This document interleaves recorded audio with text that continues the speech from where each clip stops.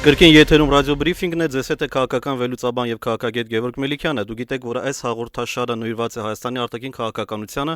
եւ այս հաղորդման շրջանակում մենք հրավիրում ենք տարբեր հյուրերի, որոնք կարող են մեզ այս կամ այն կերպ պատասխանել, մեկնաբանել, վերլուծել այս կամ այն զարգացումը, որ մենք տեսնում ենք Հայաստանի հետ կապված աշխարհակաղակական, թերևս մշակութային եւ այլն։ Եվ այսօր մենք ունենք մի պատվարժան հյուր, Հայաստանի Հանրապետության արտաքին գործերի նախարարի տեղակալ պարոն Շավարժ Քոչարյանը։ Ողջունում եմ ձեզ։ Շնորհակալություն, որ ժամանակ գտաք եւ կարողացաք ձեր այդ բարդ եւ բազմազբաղ օրակարգից մեզ ժամանակ տրամադրել։ Մենք այսօր կխոսենք Հայաստանի արտաքին քաղաքականության տարբեր կողմերի մասին, եթե թույլ կտաք։ Առաջին իմ հարցը, որ շատ հետաքրքրում է, Լեռնային Ղարաբաղի Հանրապետությունում Ստեփանակերտի օդակայանի բացման հետ կապված այդ զարգացումներն են։ Մենք գիտենք, որ այն պետք է վաղուց բացված լիներ եւ թերևս տեխնիկական աշխատանքները ավարտվել են, բայց ինչ պատճառներով ձգձգվում է պաշտոնական թերևս բացումը եւ առաջին չվերթը։ Եվ շատերը դա կապում են նրա հետ, որ Հայաստանը մտավախություն ունի, քանի որ վտանգներ կան, որոշակիորեն հնչեցում են սպառնալիքներ ադրբեջանական կողմից եւ ոմանք գտնում են, որ Հայաստանը դեռևս փորձում է այս հարցը կարգավորել Ադրբեջանի հետ։ Պարոն Քոչարյան, ինչ է իրական կատարվում։ Իրականում իրոք տեխնիկական էր, այնտեղ խնդիրներ կան կապված նաեւ օդանավի վայրեջքի հետ եւ այդ բոլոր խնդիրները քայլ առ քայլ լուծվում են, արդեն ամեն ինչ մոտ է եւ մոտակա ժամանակ կլինեն դեռևս տեխնիկական թռիչքներ, որոնք եւս մեկ անգամ կստուգեն ամեն ինչ, որից հետո արդեն կլինի մարդատար, այսինքն անխուսափելի է, օդանավակայանը բացվելու է։ Ինչ վերաբերում աղմուկին, աղմուկը գալիս է Ադրբեջանից, դե իրենք սովոր են։ Օրինակի համար բավական է, որ մի հատ դպրոց բացվի, ծանոթատուն բացվի, մանկապարտեզ բացվի, ջրատար, անմիջապես աղմուկ են բարձրացնում։ Այսինքն իրենց տրամաբանությունը հետեւյալն է, որ եթե պետությունը ճանաչված չի, ապա այնտեղ բնակվող մարդիկ պետք է զուրկ լինեն տարական մարդու իրավունքներից։ Իրավունք չունեն տեղաշարժվելու, մաքուր ջուր խմելու, մանկապարտեզ այցելելու, ծննդատան դեպքում նույնիսկ ծննդաբերելու։ Իհարկե, այս ամբողջ աղմուկը որևէ արժեք չունի, օդանավակայանը գործելու է, դա սոսկ մարդասիրական նպատակների հետապնդում ավելին հիշեցնեմ, որ Մինսկի խմբի համանախագահները այս ամռանը հատուկ հայտարարություն արեցին, որ կողմերից ստացել են կամ կողմերը վերահաստատել են իրենց երաշխիքներ են տվել, որ որևէ ուժային միջոցներ, մեթոդների չեն դիմելու։ Այսինքն այն ինչ որ այսօր անում է Ադրբեջանը, այդ աղմուկը որ բարձրացնում է, հակասում է հենց իր պարտավորություններին, որ ինքը ստանձնել է Մինսկի խմբի համանախագահների առջև։ Բայց ամեն դեպքում որոշակի վտանգ կա այս հարցում, թե ոչ։ Գիտեք ինչ, վտանգը միշտ էլ կա, որովհետև շփման գիծ է եւ որ չկա, որ այնտեղ չլինեն կրակոցներ եւ այլ, բայց դա մի խնդիր է, այլ խնդիր է, եթե փորձ կատարվի հանկարծ քաղաքացիական ինքնաթիռի նկատմամբ ոտնձգություն կատարել, դա իհարկե հակասում է բոլոր բաներին, ICAO-ի նորմերին եւ այլ։ Չեմ կարծում, որ ինչքան էլ Ադրբեջանը ոնց որ կորցրել է իր տրամաբանությունը ընդհանուր առմամբ, որ ինքը կփորձի նմանատիպ քայլի դիմի։ Պարոն Քոչարյան, անդրադառնանք Մինսկի խմբի աշխատանքին եւ Մինսկի խմբի արդյունավետության աստիճանին։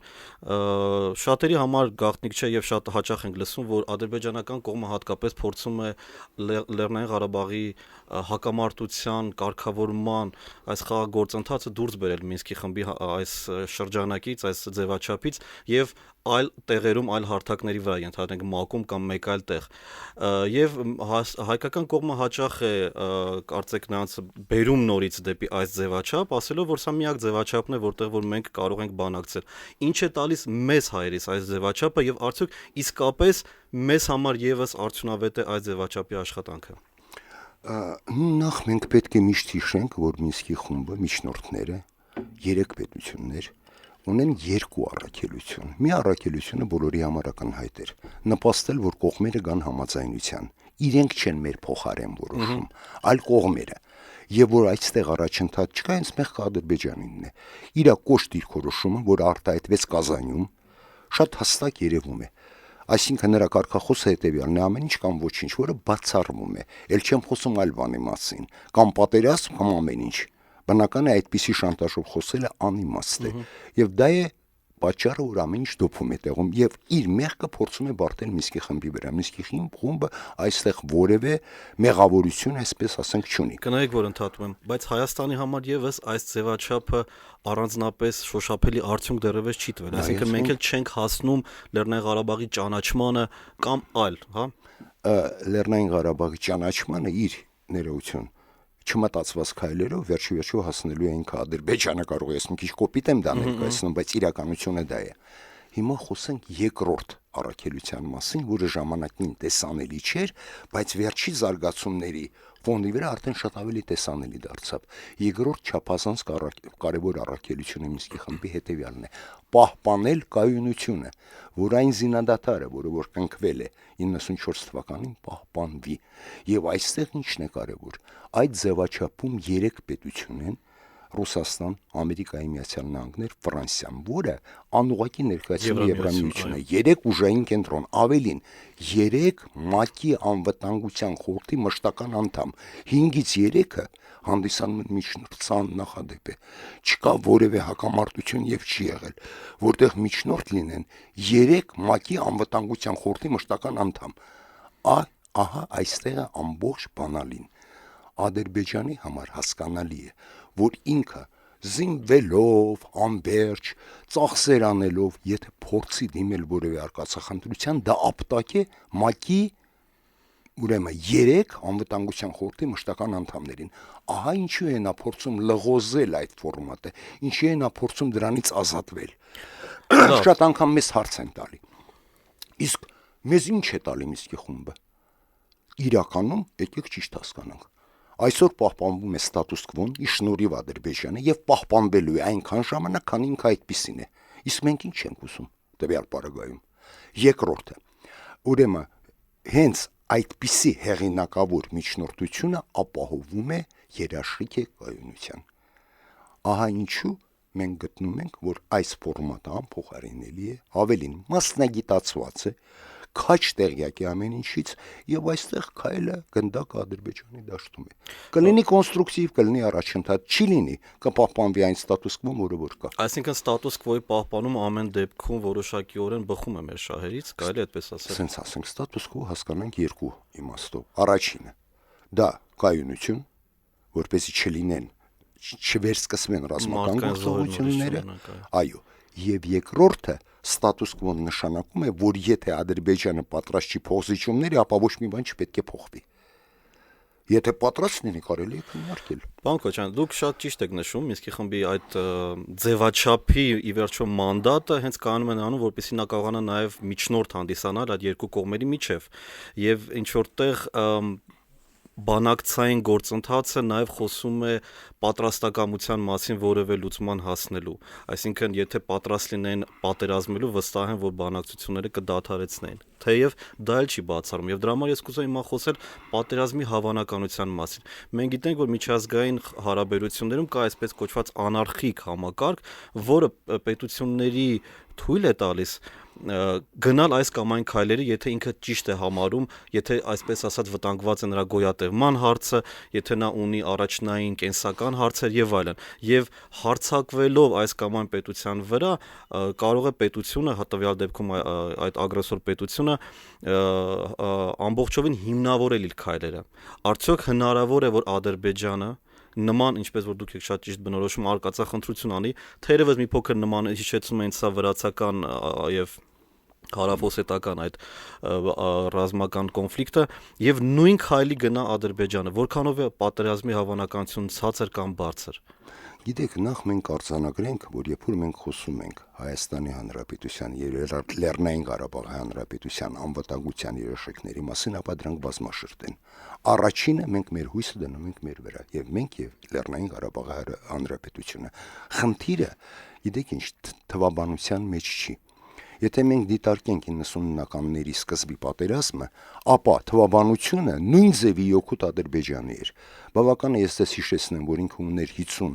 քանի ռազմական ինքնաթիռ, մենք այդ բանին ոչ մի հատ օրինակի համար։ Եվ այսպես կարող եմ անվերջ շարունակել։ Այսինքն խնդիրը ոչ այնքան թվաբանությունն է, որքան մարտական ոգին է, ճշմարտության զգացումը եւ Արցախցին ապացուցել։ Ես հիշում եմ, գիտեք, մենք Ստամբուլում հանդիպում ունեինք եւ այնտեղ են նաեւ ադրբեջանցիներ։ Եվ խոսքը գնաց մենք բնականաբար բարձրացրեցինք իրենց ռազմական ծախսերի ուղղակի արդեն հասնում է անհասկանալի թվերի եւ ադրբեջանցիները այսպես պատասխանեցին, որ ասում են մի վախեցեք այդքան մեր թվից, մեզ մոտ կոռուպցիան այնքան շատ է, որ այդ թվերի մոտավորապես կեսը գնում է իրենց գրպանը, դա ասում են հայեր ջան, դուք հանգիստ եղեք, որևէ խնդիր չի լինի, բայց ամեն դեպքում դուք ճիշտ եք ասում, մենք մեր հույսը պետք է մեր վրա դնենք։ Թեև կան մարդիկ, կան քաղաքական նաեւ գործիչներ, որոնք հույսը փորձում են դնել Ռուսաստանի վրա, ինչ որտեղ։ Գիտեք, եթե մենք դիտարկում ենք քո անվտանգությունը, դու պետք է բազմաշերտ դիտարկես։ Առաջինը ես արձանագրեցի հույսը մեր վրա։ Եվ ավելին ես պետք է ասեմ, ցանկացած ոտնձգություն Ադրբեջանի կողմից նշանակում է ռազմական գործողություններ տեղափոխել իր դաշտ միայն եւ միայն։ Սա բոլորի համար ակնհայտ է։ Բայց սա դեռ մի կողմ դնենք։ Հիմա բացի դրանից տարբեր երաշխիքներ պետք է լինեն։ Իհարկե Ռուսաստանի հետ մեր ստրատեգիական, ռազմավարական դաշինքը կարևոր է։ Կարևոր է նաև այն հանգամանքը, որ փոփոխություն կատարվեց Ռուսաստանի եւ Հայաստանի միջև պայմանագրում, գոյություն ունեցող պայմանագրում ռուսական ռազմակայանի մասին, համաձայն որի ռազմակայանը Հայաստանի զինված ուժերի հետ համատեղ ապահովում է Հայաստանի անվտանգությունը ոչ միայն նախկին ԽՍՀՄ սահմանով, այսինքն Թուրքիայի եւ Իրանի հետ, այլ ամբողջ սահմանով, այդ թվում նաև Ադրբեջանի հետ։ Դա մեկ։ Երկրորդը, մենք պետք է հաշվի առնենք այն ինչի մասին ես խոսեցի,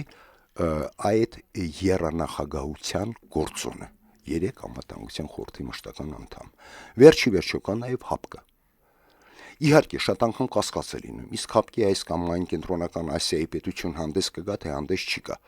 Բայց պարտադիր չի, որ բոլորը միասին հանդես կան, կարևորը դրոշն է։ Ես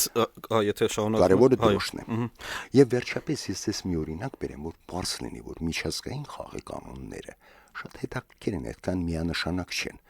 Այն ինչից խոսում է Ադրբեջանը, ասում է, գիտեք ինչ, իմ տնտեսական հզորությունը աճում է, ես հսկայական ծախսեր եմ տրամադրում, այո, ես զենք եմ գնում, իմ մարդկային ռեսուրսը մեծ է, իմ դեմոգրաֆիկ վիճակը լավն է եւ այլը եւ այլը, իմ հեղինակությունը իբր աճում է։ Հարց եմ տալիս։ Հիմա համեմատենք Չինաստանի հետ։ Երբևիցե Ադրբեջանը կունենա այդպիսի բնակչություն, ինչպիսին ունի Չինաստանը։ Իհարկե ոչ։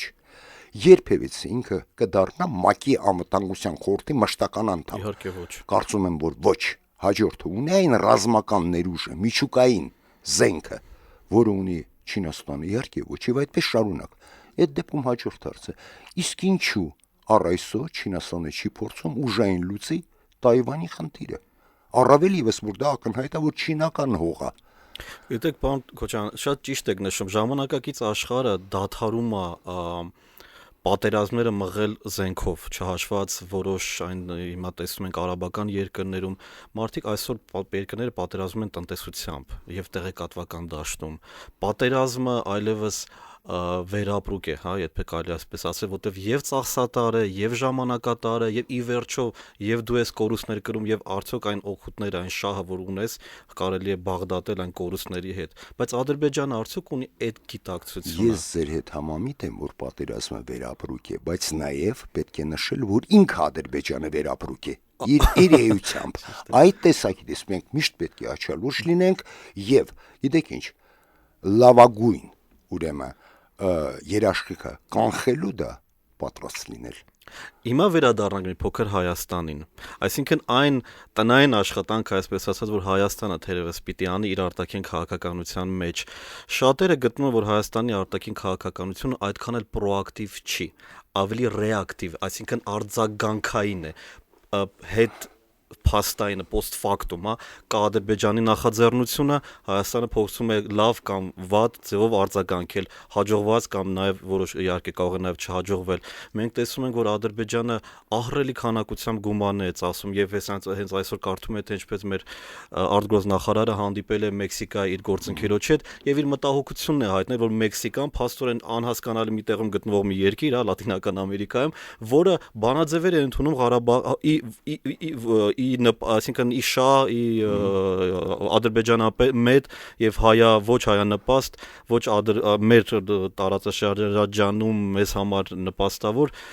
դիրքորոշումներից ելնելով, ինչու, որովհետեւ Ադրբեջանը վստահեն վճարել է։ Եվ այն մեքսիկական կողմը չէր Իտալիայում վերջերս բացվել էր իրենց մի հատ անհասկանալի մի հատ մեկի քանդակը, Ալիևի արձաններն են բացում, դրանք ահռելի քանակությամբ գումարն է, որ կոռուպցիոն եւս ձևեր են։ Հիմա Հայաստանը ինչ է անում Հայաստանը։ Եկեք մի հատ հասկանանք։ Դա խոսում է հենց Ադրբեջան պետության էության մասին, ինչ է ինքը արտահանում։ Կեղծիք։ Բայց խնդիրն է, որ գնորդ կա։ Ամբողջ խնդրեմը սա է։ Այն հանգամանքը, որ Ալիևի արձանը կանգնած է հիմա Մեքսիկայում, դրանից Ադրբեջանի իմիջը չի բարձրանում, ճիշտ հակառակը։ Խնդիրը կայանում է նրան, որ մեծամասնությունը սկի տեղյակ չէր, դա ով է, գնալով տեղեկանում են եւ վրդովմունքը աճում է։ Խնդիրը ինչու՞մ է կայանում։ Տեղադրել են Ալիևի արձանը, գրել են, որ KGB-ի այդ նախկին գեներալը պարզում է ժողովրդավարության ջատագովներ։ Բնական է, որ դա բոլորի մոտ վրդովմունք է առաջացնում։ Այսինքն ինչ են իրենք արտահանում։ Իրենք արտահանում են կեղծիք։ Այո, գումարներ են ծախսում, ընդ որում գիտեք ոնց են գնում։ Որպես կանոն գնում են ցածր մակարդակը, այս կամ այն տեղական ինքնակառավարման մարմինը, որը գումարի խնդիր ունի, օրինակ համար Մեքսիկայի քաղաքապետարանը ասում է, մենք երբեք այդքան գումար չենք ստացել։ Սրանք մեզ 3-ից 5 միլիոն դոլար են տվել, որ մենք բարեկարգենք, մենք էլ այդ արձանը դրել ենք։ Ճիշտ է։ Բայց մյուս կողմից տեսեք, այն ինչ Ադրբեջանի սիմվոլը դառնում է KGB-ի գեներալը, որը իբր ժողովրդավար է։ Դրանով իրենք չեն շահում։ Ճիշտ հասկացեք, նույնը կեղծ Խոջալուի պատմությունը, այն սպանդը, որ իրենք իրեն ժողովրդի դեմ կազմակերպեցին, հիմա փորձում են դա ամենտեղ ներմուծել, բայց չէ որ դա հակառակը, դա բումերանգի պես իրենց է ասում, բայց դուք ավելի նայում եք այդ հարցի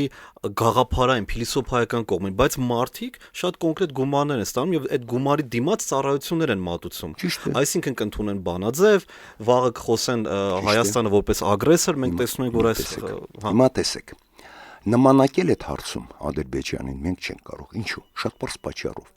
Մենք խոսեցինք Ադրբեջանի նպատակայից նրանում է կայանում, որ լղոզել Մինսկի խմբի ֆորմատը եւ հարցը տեղափոխել տարբեր ատյաններ։ Դա իր նպատակն է։ Մեր նպատակը դա չի։ Մեր ակտիվությունը պետք է լինի ոչ թե դաշտում Մինսկի խմբի ֆորմատը լղոզելու, այլ պետք է լինի այլ դաշտերում։ Այս սրա մասին է խոսքը։ Իմ հարցը վերաբերում է, գիտեք ինչին, պարոն Քոչարյան, որ մենք արդյոք պիտի անընդհատ կախվածություն ունենանք Ադրբեջանի քայլերից։ Ժամանակը չէ որ մենք ինքնուրույն հնարավորությունների դաշտ ստեղծենք եւ այլ երկրների եւ այսինքն Ադրբեջանին հակազդողի կարգավիճակում չհայտնվենք։ Եկեք ճիշտ հասկանանք։ Այնտեղ որտեղ մենք ինքներս սխալ ենք համարում այդ քայլը կատարելը, օրինակի համար մենք Մեքսիկայի պարլամենտում չպետք է հարց բարձրացնենք Ղարաբաղյան խնդրի կարգավորման շուրջ։ Դա կնշանակեր, որ մենք հենց իրեն ջաղացին ենք ջուր լցնում։ Այո, ուզենք տեղափոխել այլ դաշտ։ Այսինքն ստեղ մենք ստիպված ենք ընդհանրապես հակազդել։ Եվ պատահական չի, որ օրինակի համար Մեքսիկայի հետ արդեն մենք դիվանագիտական հարաբերություն, որտեղ որ մենք տեսնում ենք թույլ օղակ, այնտեղ մենք փորձում ենք դա շտկել։ Եվ նաև մեր նախարարը հիմա հենց Մեքսիկայում է, այնտեղ հանդիպումներ է կատարում եւ այլ եւ այլ։ Ստեղ սա ուղղակի պայմանավորված է նրանով, որ մեր ռազմավարությունը չի կայանում նրանում, որ մենք լղոսենք Մինսկի խումբը։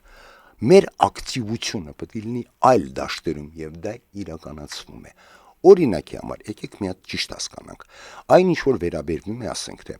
օրինակի համար, ասենք եվրոպական ուղղությանը,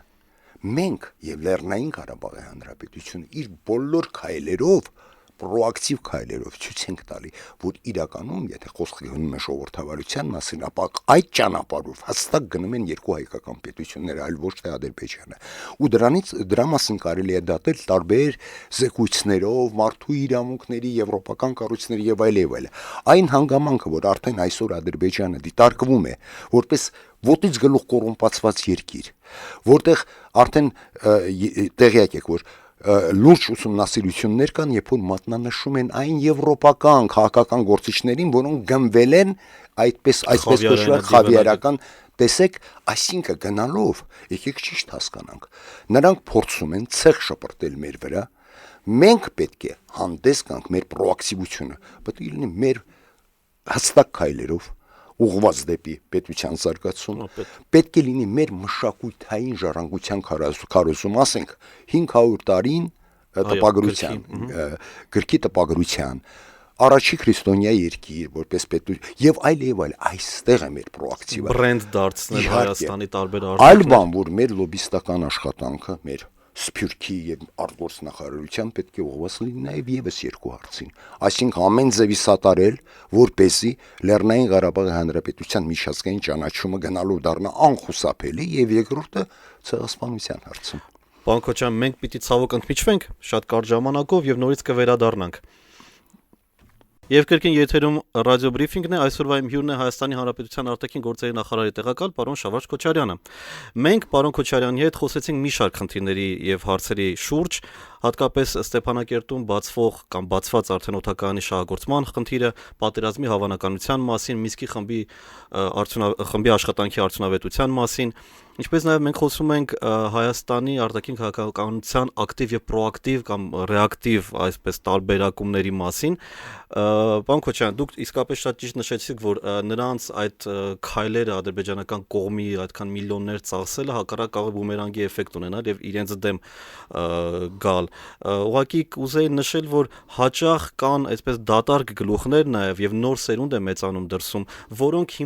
հիմնում են իրենց տեսակետը դիրքորոշումը հենց այդ ադրբեջանական քարոզչության վրա։ Եվ փաստորեն ստացվում է, որ իրենք ադրբեջանցիներից են լսում Լեռնային Ղարաբաղի խնդրի մասին եւ իրենք ուղղակի կարծիք են կազմում այն ինֆորմացիայից, որ նրանք ստանում են ադրբեջանցիների կողմից։ Եվ դրա համար ես մտածում, որ Հայաստանը պիտի թերևս մի փոքր ավելի նախաձեռնողականությունը շատացնի, հասկանալի է, որ նաև ֆինանսական հարցեր կան, բայց մենք կարող ենք նաև օգտագործել ինովացիոն մեթոդներ, ենթադրենք նույն ինտերնետի միջոցով կամ քարոզչությունը տարածելով դեսպանատներին կից ունենալով ինչ-որ ինովացիոն կենտրոններ եւ այլն։ Եվ նաեւ sense մի հարց, պարոն Քոչարյան, մենք գիտենք, որ պարոն Ալբանդյանը պիտի հանդիպի Մամեդյարովի հետ։ Խոսակցություններ կան, ամեն դեպքում չի հերքվել, որ հանդիպում լինելու է, բայց արդյոք Հայաստանը չպիտի բարձրացներ Սաֆարովի խնդիրը, ենթադրենք, մինչև հանդիպում ունենալը, որոշակի դիրքորոշում Հայաստանը պիտի փոխի այս Սաֆարովյան գործից հետո։ Երկու հարցեր եկեք բաժանենք։ Մեծիրով։ Առաջինը ադրբեջանական քարոզչությունը։ Բնական է իրենք առաջնորդում են Գեբելսյան սկզբունքով։ Ինչքան հրեշավոր է սուտը եւ ինչքան շատ կրկնես, այնքան դա ավելի մարդիկ ավելի շատ կհավատան։ Հասկանալի է, որ դա պահանջում է հակազդեցություն։ Եվ դա արվում է, կարծում եմ, որ պետք է ավելի ակտիվ արվի։ Ոչ միայն ԱԳՆ-ի միջոցով, այլ նաև մեր սփյուռքը, մեր մտավորականությունը, գրքերով, բրոշյուրներով, որոնք իդեպ հիմա հրատարակվում եւ տարածվում են ամենուրեք։ Այսինքն այստեղ պետք է ավելի մեծ ակտիվություն, այստեղ միանշանակ ձեր հետ համաձայն եմ։ Հիմա երկրորդը ձեր հարցը Սաֆարովի հետ կապված Մամեդյարով։ Հիմա տեսեք, պատահական չի, որ նախատեսված էր մինչև այդ Սաֆարովի տխրահարճակ դեպքը, զարհուրելի դեպքը, նախատեսված էր հանդիպում մեր արտգործնախարարի երանախագահների հետ եւ բնական է այնտեղ որևէ հարց չի քննարկվի բացի այս հարցից։ Եվ հիմա էլ բնական է, որ եթե լինի այդպիսի հանդիպում, ապա առաջին հերթին պետք է քննարկվի դա ինչ վնաս է հասցրել եւ ինչպես պետք է դուրս գալ այս վիճակից։ Սա պետք է լինի հիմնական թեման։ Սա ակնհայտ է։ Այսինքն, գիտեք ինչ, հանդիպել իբր ոչ մի բան չի պատահել եւ ասել դե եկեք շարունակենք քննարկել եւ այլ, դա բացառվում է, որովհետեւ այնինչ որ տեսանելի էր հայկական կողմերի համար, թե Լեռնային Ղարաբաղի Հանրապետության, թե Հայաստանի Հանրապետության, ում հետ մենք գործ ունենք, շատերի համար դա այդքան ակնհայտ չէր։ Եւ հիմա արդեն լիարժեք դարձավ ավելի տեսանելի, որ Ադրբեջանը մի պետություն է, որը իր իսկ պարտավորությունները խախտում, որը գործում է միջազգային իրավունքի դեմ, մի խոսքով, որը առաջնորդում է միջնադարյան մտածելակերպով։ Սա արդեն գնալով ավելի ակնհայտ է դառնում եւ պատահական չի, որ այդ զարհուրելի դեպքից հետո արդեն համատարած մի բան հստակ է։ Ոնց այդքանից հետո դա զավեշտ է, Ադրբեջանը դեռ խոսում է, որ որևէ կարգավիճակով Ղարաբաղը կարող է վերադառնալ իր կազմ, դա արդեն նաև բարոյական տաբու է առաջացել, բացառվում է։ Այո։ Մենք հիմա ընդունենք հեռախոսազանգեր 368204, եղեք ակտիվ, դուք գիտեք, որ սիրելի ռադիո լսողներ, որ այս հաղորդումը ձեզ համար է, առաջին հերթին եղեք ակտիվ, զանգահարեք, պարոն Քոչարյանը ամեն օր չի որ մեզ հետ է։ Եթե մենք հիմա չունենք հեռախոսազանգ, ես շարունակեմ իմ հարցերը։ Իրականում ես ձեր հետ եմ, եթե նույնիսկ այստեղ չի։ Այո, շատ լավ։ Խոսելով այս միջոցների ծախսելու եւ Ադրբեջանի դիրքորոշման մասին, ես մտածեցի, որ պարզապես նրանք առաջնորդվում են մեկ սկզբունքով, այն է նպատակը արդարացնում է միջոցները։ Նրանք փորձում են հասնել իրենց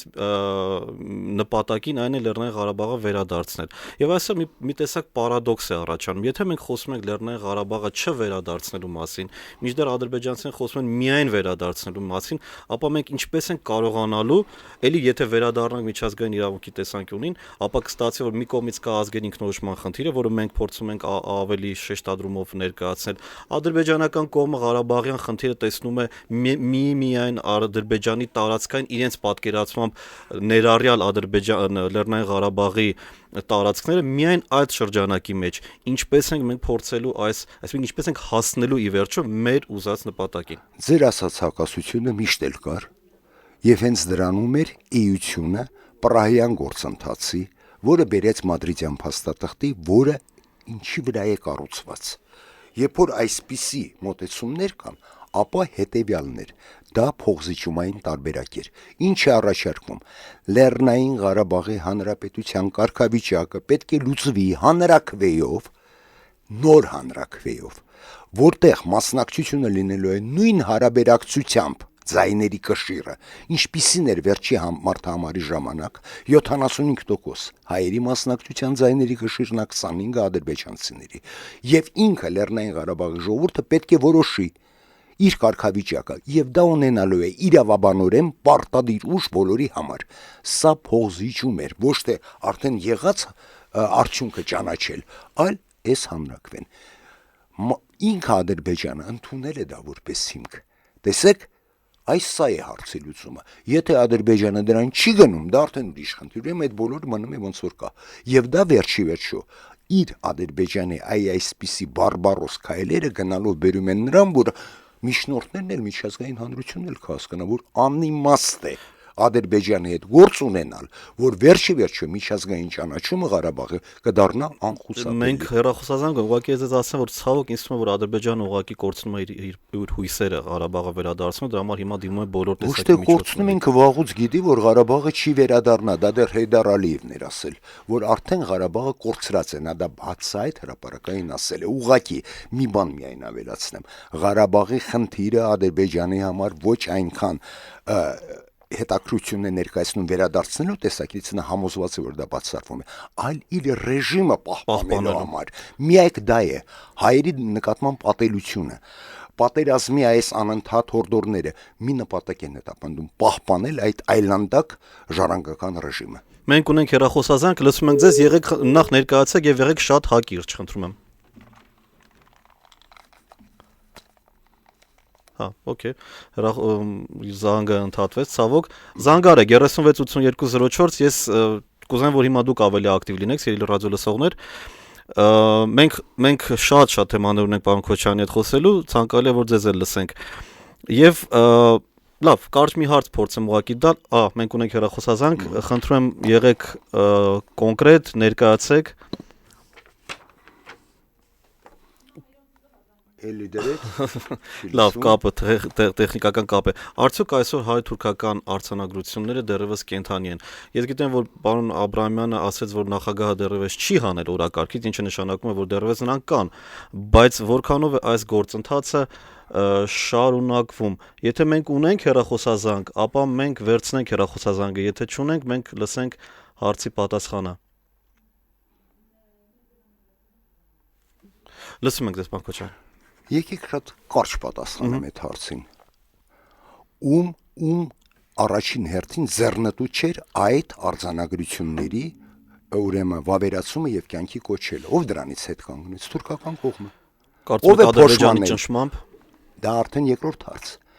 Ադրբեջանի դերը եւ այլը։ Ով որ փոշմանեց, հստակ ցույց է տալի։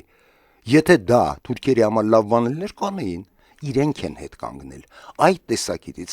չեմ ուզում կրկնեմ, այդ արդեն այնքան ենք կրկնել այդ բառը եւ բոլորն են կրկնում, նույնիսկ Սպիտակ տնից է հնչում պաշտոնյաներից։ Գնդակը Թուրքիայի դաշտում է եւ ինքը հավերժ ճնշման տակ է, ավելին ասեմ, ոչ միայն այդ հարցում, արժեվում 100-ամյակն է ցեղասպանության։ Այդ երկու հզոր ճնշումը Թուրքիային մղում է մի անկյուն,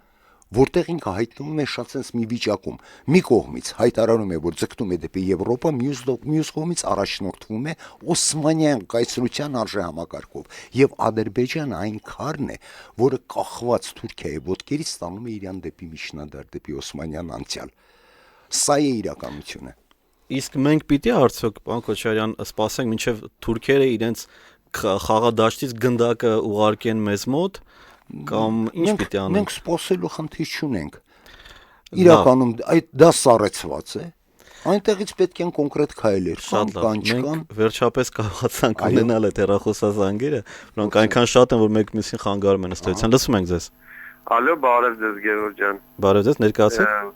Աննուս Մահեր է, ողջունում եմ ձեզ, եւ ձեր ժյուրին, ձեր հաղորդաշարը ընդհանրապես, ես վստահական հեռուստադիտողն եմ։ Ես կուզեի մի հատ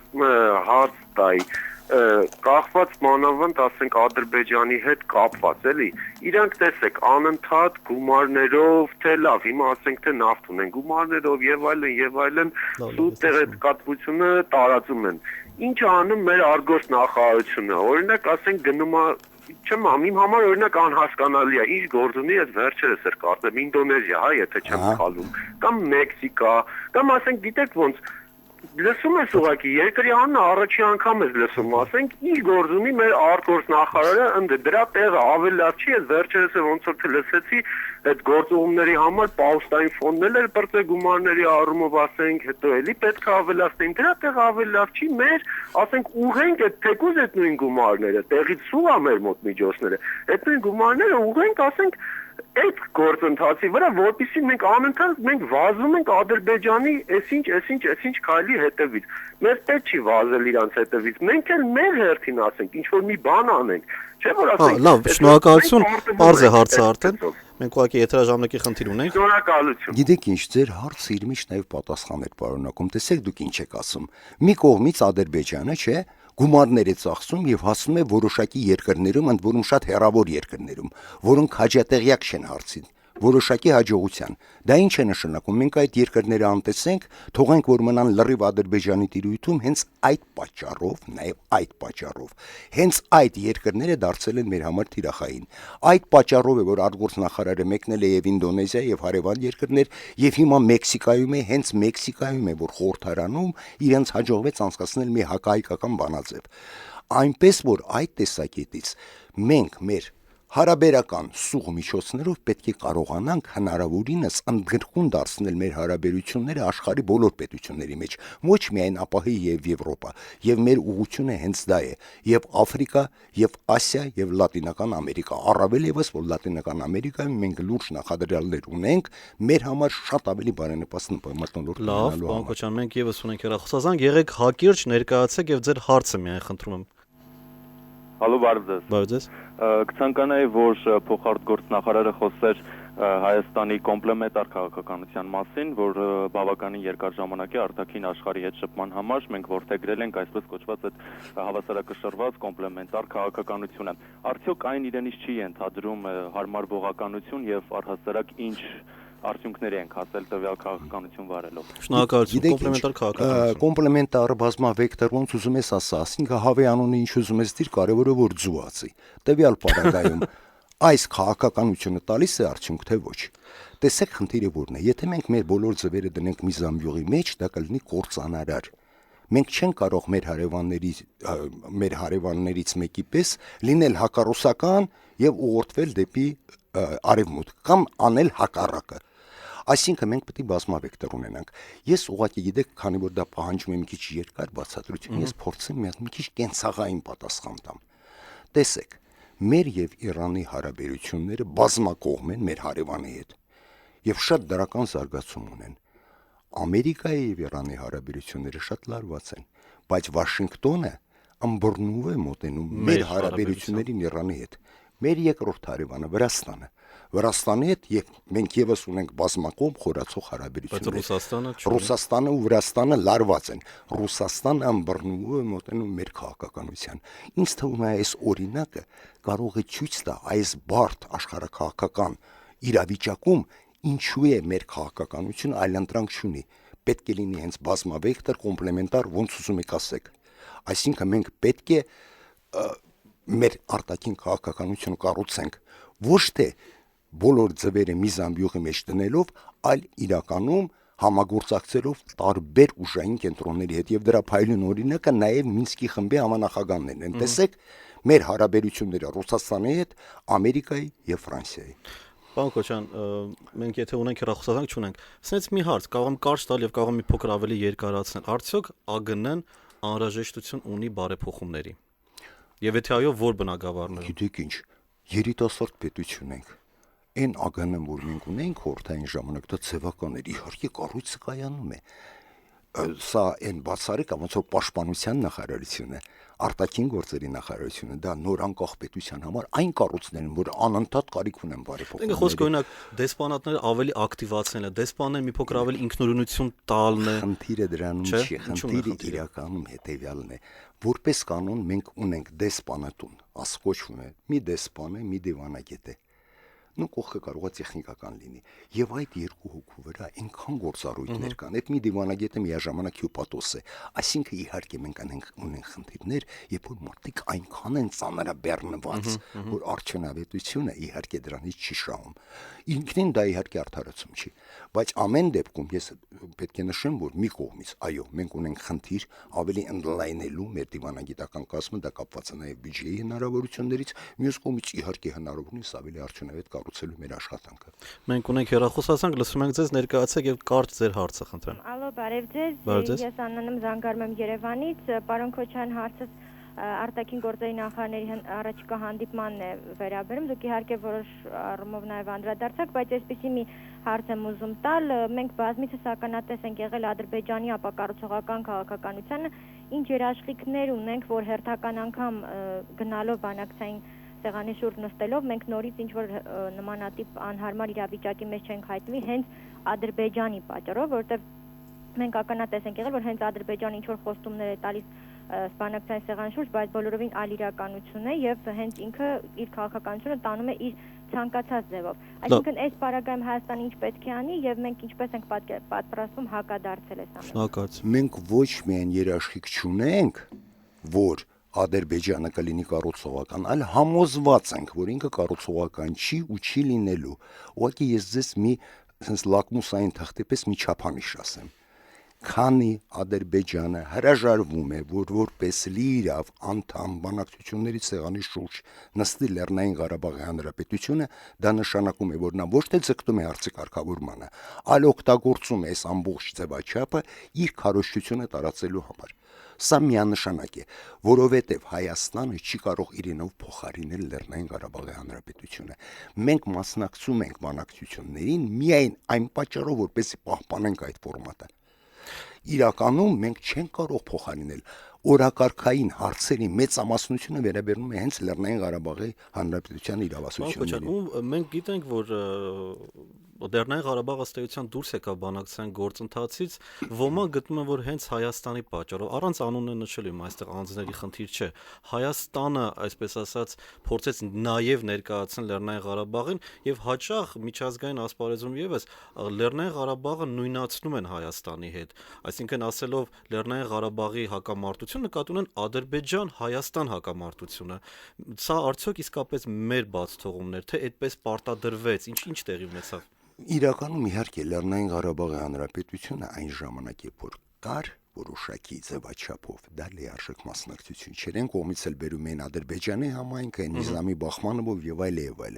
Դա մեր համար անընդունելի է։ Եթե այսօր այդպիսի առաջարկություն լինի, ապա Ադրբեջանը հաճույքով կասի թող երկու համայնքը նստեն, որը միանշանակ մեր համար անընդունելի է։ Խնդիրը վերաբերում է այլ ձևաչափին։ Լեռնային Ղարաբաղի Հանրապետություն որպես հակամարտության կողմ հիմնական կողմ, որովհետև հակամարտությունը Ադրբեջանի եւ Ղարաբաղի միջև է։ Հայաստանը ներքաշված կողմ է։ Ինքը պետք է մասնակցի եւ ես նորից եմ կրկնում։ Մինսկի խմբի համանախագահները բազմիցս են ասել, որ Լեռնային Ղարաբաղը պետք է ընդգրկվի։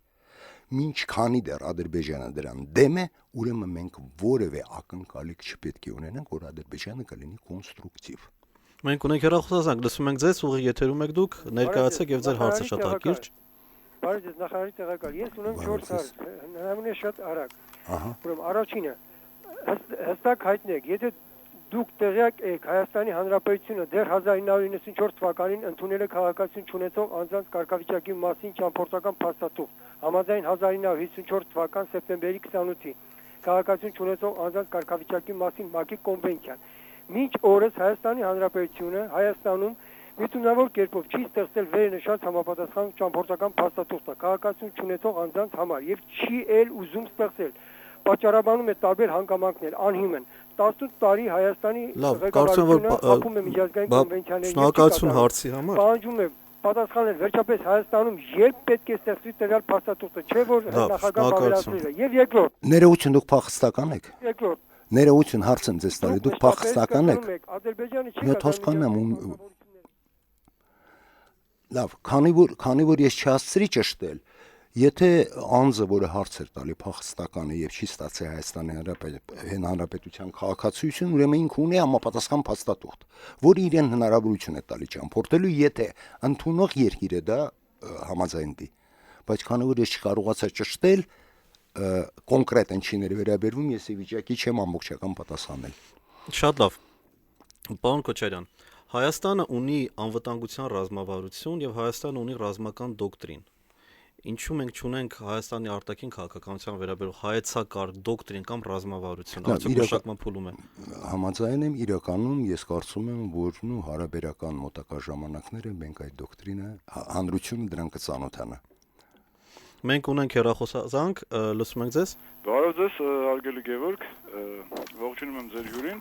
Ուրեմն հարցեր շատ էի պատասխանել, բայց մի հատ կարճ հարց կտամ։ Պարոն Քոչարյան, ուրեմն երբ որ պերեգավորները, բանակցությունները տեղի ունենում, երկու մարդ է, ու թարգմանի չի երրորդ մարդն է։ То есть գաղտնիության շեղարշը կա, ինչպես է պատահում, որ հետո այդ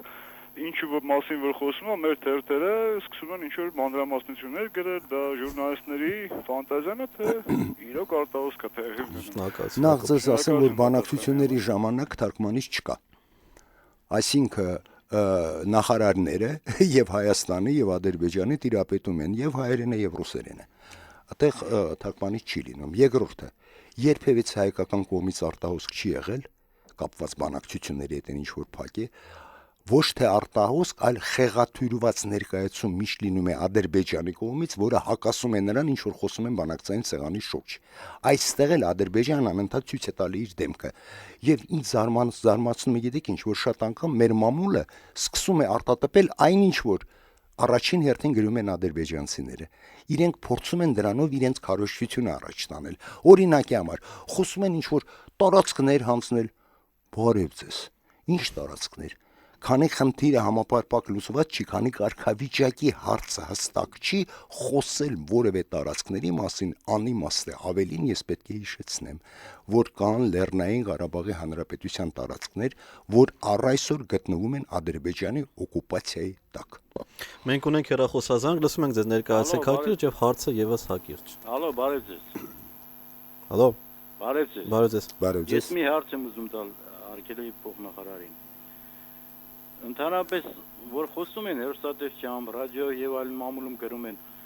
ինչ է նշանակում գրավյալ տարածքներ արտահայտությունը իհարկե ադրբեջանցիների կողմից։ Եվ երկրորդը Ղարաբաղի այդ շրջապատի մասին է խոսքը, շրջանների մասին, որ դրանց ասում են նաեւ անվտանգության գոտի։ Արդյոք դա այդպես է։ Լավ, շնորհակալություն։ Գիտեք, ես ձեզ շատ կարճ պատասխանեմ։